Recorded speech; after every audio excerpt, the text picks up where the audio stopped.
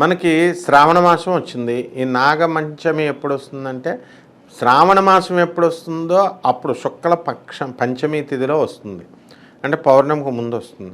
అంటే 16వ తేదీన మనకి పౌర్ణమి వస్తుంటే 9వ తేదీనే మనం ఆగస్టు 2024 సంవత్సరంలో పంచమి వస్తుంది. దీన్ని నాగపంచమి అన్నాం. అసలు శ్రావణ మాసం వచ్చిందంటేనే సరదా సరదా మనందరికీ పండుగలు, శుభముహూర్తాలు ఇవన్నీ కూడా మంచి వ్రతాలు, మంచి ధూమ్ధామ్గా చేసుకుంటాం. మహాలక్ష్మి వ్రతాలు ఇవన్నీ కూడా. ఆ శ్రావణ మాసంలో వచ్చేటటువంటి అత్యంత ముఖ్యమైనటువంటి పండగ ఏమిట్రా అంటే నాగపంచమి పండుగ. కాబట్టి నాగమ పంచమి రోజున మనం అందరం కూడా ఏం చేయాలండి అంటే నాగేంద్రుని పూజ చేయాలి. కొంతమంది జాతకాల్లో మనం తీసుకుంటే కాలసర్ప దోషం ఉందండి అంటారు. అంటే మీ గ్రహాలన్నీ కూడా రాహుకేతువుల మధ్య పడిపోయినాయి, అంటే రాహుకేతువులు మీకు శుభమైనటువంటి ఫలితాలు ఇవ్వట్లేదు. కొంతమందికి పితృదోషాలు ఉన్నాయండి అంటారు, కొంతమందికి సర్పదోషాలు ఉన్నాయండి అంటారు, కొంతమందికి కుజదోషాలు, నాగదోషాలు. ఈ దోషాలన్నిటికీ కారణం ఏదైనా సరే అనంతాది నవకుల నాగదేవతాభ్యో నమః అని చెప్పి మనం నాగదేవతలను పూజ చేయాలి. నాగదేవతల్ని, నాగేంద్రుడిని పూజ చేస్తే మనకు ఉన్నటువంటి చెడు ప్రభావం, దానివల్ల వచ్చేటటువంటి కష్ట నష్టాలు మనకి తొలగిపోయి మనకి ఆ చెడు ప్రభావం పోయి దోషాలు పోతాయి. కాలసర్ప దోషం వల్ల ఇవన్నీ కూడా పోతాయి. ఎక్కడికో కాళహస్తికి పరిగెత్తుకెళ్ళి పూజలు చేయించుకోవాల్సినటువంటి అవసరం లేదు. మీ ఇంట్లో మీ పూజా మందిరంలో మీ ఇంట్లో చేసుకోండి. నేను 1,00,000 సార్లు చెప్పాను. అలాగే ఈ నాగపంచమి రోజున కూడా చాలామంది ఏం చేస్తారంటే పంచమి వచ్చిందంటే చాలు మనం కోడిగుడ్లు, పాలు మేము కూడా వేసాం, అందుకనే చెప్తున్నాం. చిన్నప్పుడు అవన్నీ కూడా అలా తీసుకెళ్ళేసి మనం కోడిగుడ్లని కూరేస్తాం ఒకళ్ళ తర్వాత ఒకళ్ళు. అందులో అసలు ఆ పుట్లో పాము ఉండదు అనమాట. పాము ఉంటే మనం వెళ్ళము, బుస్మని లేస్తుంది. అది పాలు పోసేస్తాం.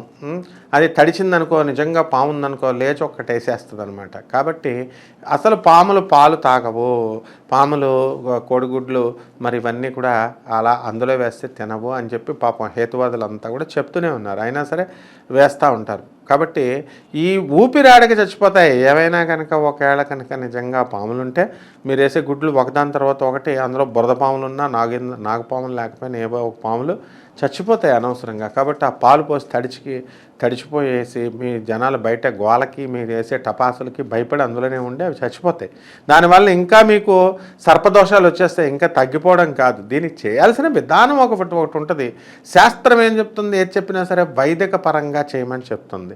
వైదిక పరంగా ఏం చేయాలి, మీరు ఓం శరవణ భవ అనేటటువంటి మహామంత్రంతో ఇంట్లో జపం చేసుకోవాలి. మీరు ఎవరు దీనికి సర్పరాజు అంటే ఎవరు, అనంతుడు, నవకుల నాగదేవతలు అంటే తక్షకుడు, కాళీయుడు, శంకుపాలుడు, వీళ్ళంతా కూడా సర్పదేవతలు. వాళ్ళకన్నా చేయండి. లేదా పార్వతీదేవి కుమారుడైనటువంటి శుభారతుల కుమారుడైనటువంటి కుమారస్వామికి మనం చేస్తాం, సుబ్రహ్మణ్యేశ్వర స్వామి వారికి చేస్తాం. ఆ రోజు చేసి చక్కగా చిమ్మిల్ని నైవేద్యంగా పెట్టండి. నువ్వులతోనూ బెల్లంతోనూ కూరేస్తే చిమ్మిలి నైవేద్యం అవుతుంది, పెట్టండి బ్రహ్మాండంగా. అంతేగాని పొట్లో వేసి కోడిగుడ్లు ఇవి అవి వేసేసి ఊపిరాడకుండా జీవహింస చేయకూడదు మనం. కాబట్టి ఇంట్లో చేసుకోండి, మనస్సు విశాలంగా చేసుకోవాలా. అసలు పూజ అంటే ఏంటంటే, అసలు పూజ అనగానే గుడి అంటారు. అసలు దేవుడు ఈరోజు నాగపంచమి అంటే పుట్టకెళ్ళావా, నాగేంద్రుడు గుడికి వెళ్ళావా, సుబ్రహ్మణ్యేశ్వర స్వామి గుడికి వెళ్ళావా అని అడుగుతారు. అసలు గుళ్ళోనే ఉంటాడు అనేటటువంటిది రాంగ్ కాన్సెప్ట్. దేవుడు అణువులో కూడా ఉంటాడు. God exist in every atom. ఇది బేసిక్గా తీసుకోండి. మీ ఇంట్లోనే మీరు పూజ చేసుకోవచ్చు, మీ ఇంట్లోనే మీరు ఈ చిమ్మిలు నైవేద్యం పెట్టచ్చు, పాలను నైవేద్యం చేయొచ్చు. అటు తర్వాత ఆ పాలను ఎవరికైనా సరే మీరు మూగజీవులకి వాటికి తాగించవచ్చు వేస్ట్ చేయకుండా.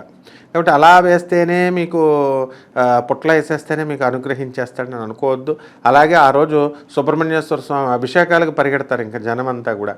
ఎలాగా అసలు అసలు పంచమి ఏదైనా పండగ వచ్చిందంటే దానికి కనెక్టెడ్ దేవుడి దగ్గర పారిపోతారు. శివరాత్రి అంటే శివుడు ఇంట్లో చేయకూడదా, ఇంట్లో ఓం నమః శివాయ కీర్తనలు చేసుకోకూడదా, పేదవాళ్ళకి మీరు దాన ధర్మాలు చేయలేరా, అన్నదానాలు చేయలేరా, పేదవాళ్ళకి సహాయ సహకారాలు చేయలేరా, గుడికి వెళ్ళాలా? ఇదివరకు కాలంలో గుళ్ళో పేదవాళ్ళు పూజారులు ఉండేవారు. వాళ్ళు వెళితే ఏదో ఒక 100 రూపాయలకు 50 రూపాయలకు అభిషేకాలు చేసేవారు. ఇప్పుడు పూజారులంతా అపర కోటీశ్వర్లు అయిపోయారు పూజారులు. మీరు ఇచ్చే 10 రూపాయలు 50 రూపాయలు 100 రూపాయలు వాళ్ళకి ఏం అవసరం లేదు. మీరు కూడా అలాగే అడుగుతున్నారు.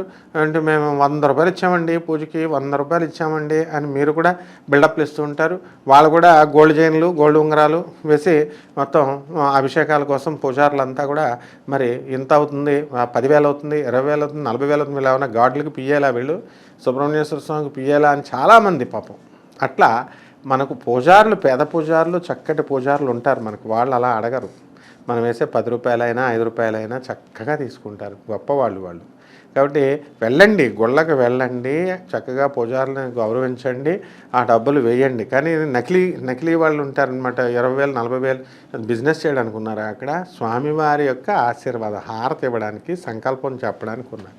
కాబట్టి ఆ రోజున మీరు సుబ్రహ్మణ్యేశ్వర స్వామి వారి యొక్క ఈ యొక్క పూజ చేసుకోండి. మీరు చక్కగా దేవాలయంలో నాగపంచమికి చక్కగా పుట్ట దగ్గర మట్టి తెచ్చుకుంటారు చాలామంది ఆడవాళ్ళు, దానికి చెవులకు రాసుకుంటారు. ఎవరికైతే మరి ఈ యొక్క చెవిపోట్లు, ముక్కు నొప్పులు, గొంతు నొప్పులు, ఇవన్నీ కూడా ENT ప్రాబ్లమ్స్కి అధిపతి కుజుడు అనమాట, అంగారకుడు. మరి అలా వెళ్ళినట్లయితే మీరు చక్కగా ఈ యొక్క నాగదోషాలన్నీ కూడా తొలగిపోతాయి, కాలసర్ప దోషాలు పోతాయి, పితృదోషాలు తొలగిపోతాయి, కుజదోషాలు తొలగిపోతాయి, సమస్త సర్పదోషాలు తొలగిపోతాయి. ఎప్పుడైతే ఈ దోషాలు తొలగిపోయినాయో, ఈ దోషాల వల్లే 40 సంవత్సరాలు వచ్చినా పెళ్ళిళ్ళు కావు, 30 దాటినా పెళ్ళిళ్ళు కావు, పెళ్ళిళ్ళు దగ్గరికి వచ్చి చెడిపోతూ ఉంటాయి. ఒకవేళ పెళ్ళిళ్ళు అయినా సరే ఏదో ఒక గొడవ వల్ల విడిపోతూ ఉంటారు భార్యాభర్తలు, సంతానం కలగదు. ఇవన్నీ కూడా ఈ యొక్క సర్పదోషాల వల్లనే. ఈ దోషాలన్నీ కూడా వీటిని పూజ చేయడం ద్వారా తొలగిపోయి మీకు చక్కగా సంతానం కలుగుతుంది. వివాహం కానటువంటి వాళ్ళకి వివాహాలన్నీ కూడా ఇన్ టైం అవుతాయి. దోషాలు ఖచ్చితంగా తొలగిపోతాయి మీకు మీరు ప్రయత్నించి ఇచ్చేసినప్పుడు. అలాగే పేదవాళ్ళ పట్ల జాలి, దయ, కరుణ, కటాక్షం ఇవన్నీ కూడా ఉండాలన్నమాట. ఆ విధంగా మీరు చక్కగా సుబ్రహ్మణ్యేశ్వర స్వామి అష్టకాన్ని చదువుకోండి. అంతేగాని పరుగులు మోపదేవి వెళ్ళామండి, కాళహస్తి వెళ్ళామండి, వెళ్తే ఏమొస్తుంది? సో ఇలాంటివన్నీ ఆలోచించి జాగ్రత్తగా కోడిగుడ్లు వేసేసి ఊపిరిలాడకుండా చేయడాలు, ఇతర జీవులకి హింసలు చేయడాలు ఇలాంటివి చేయకూడదు. జాగ్రత్తగా మంచిగా చేయండి. ఈ శ్రావణ మాసంలో నాగేంద్రుని యొక్క కరుణా కటాక్షాలు, సుబ్రహ్మణ్యేశ్వర స్వామి యొక్క కరుణా కటాక్షాలు, గురువైన సుబ్రహ్మణ్యేశ్వర స్వామి అంటే కుమార గురవే నమః, ఆ షణ్ముఖుని యొక్క ఆశీస్సులు మీ పైన వస్తాయి. చక్కగా మీకు భూములు కొనుక్కుంటారు, స్థలాలు కొనుక్కుంటారు, మీ పేరు మీద ఉన్న స్థలాల రేట్లన్నీ కూడా బాగా పెరుగుతాయి. శుభమస్తు.